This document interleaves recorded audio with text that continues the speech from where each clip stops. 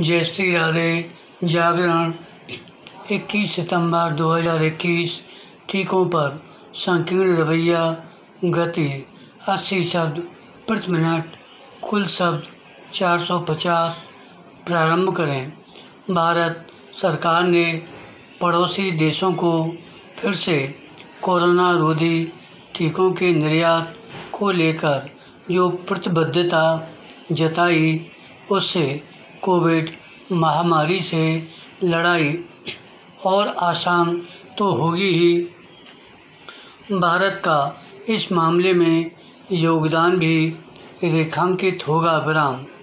भारत ने टीकों का फिर से निर्यात शुरू करने के संकेत देकर यह भी स्पष्ट किया कि वह वैश्विक महामारी कोविड से लड़ने के प्रति वचनबद्ध है।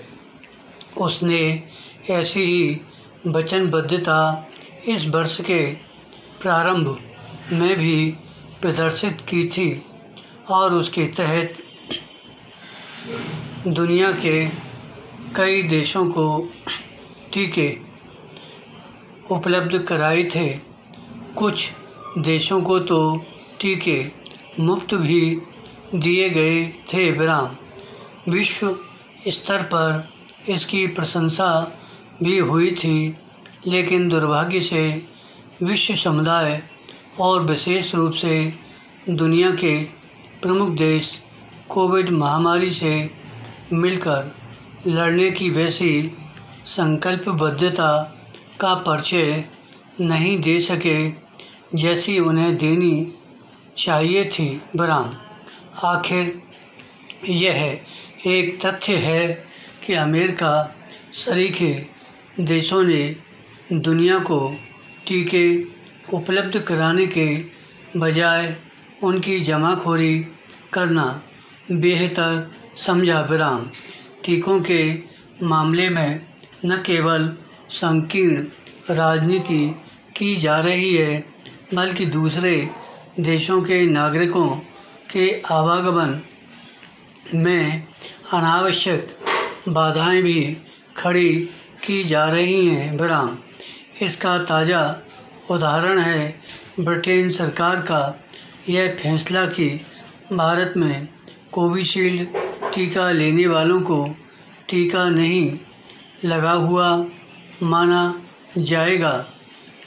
यह फैसला इसलिए विचित्र और हास्यास्पद है क्योंकि कोविशील्ड ब्रिटेन में ही तैयार किया गया है और भारत में उसका उत्पादन सीरम इंस्टीट्यूट ऑफ इंडिया की ओर से किया जा रहा है। ब्रिटेन में इसी टीके को एस्ट्राजेनेका नाम से जाना जाता है। पैरा किसी के लिए भी समझना कठिन है कि अलग अलग नाम वाले एक ही टीके के मामले में दोहरा मानदंड क्यों अपनाया जा रहा है।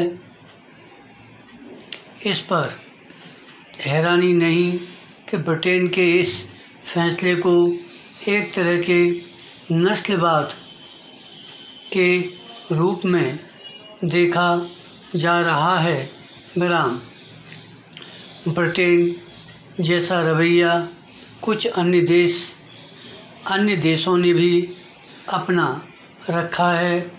ऐसे देश दूसरे देशों के टीकों को मान्यता देने में आनाकानी कर रहे हैं, जब कोशिश इसकी होनी चाहिए कि कोई भी कोविड रोधी टीका लेने वालों के लिए आवागमन सुगम बनाया जाए। तब इसके ठीक विपरीत काम किया जा रहा है। ऐसा करने के एक प्रकार से विश्व अर्थव्यवस्था को गति देने में बाधाएं ही खड़ी की जा रही हैं। कोरोना रोधी टीकों के मामले में विभिन्न देशों की ओर से अपनाए गए दोहरे रवैये के खिलाफ विश्व स्वास्थ्य संगठन को सक्रिय होना चाहिए, लेकिन कोई नहीं जानता कि वह अपेक्षित भूमिका का निर्वाह क्यों नहीं कर पा रहा है।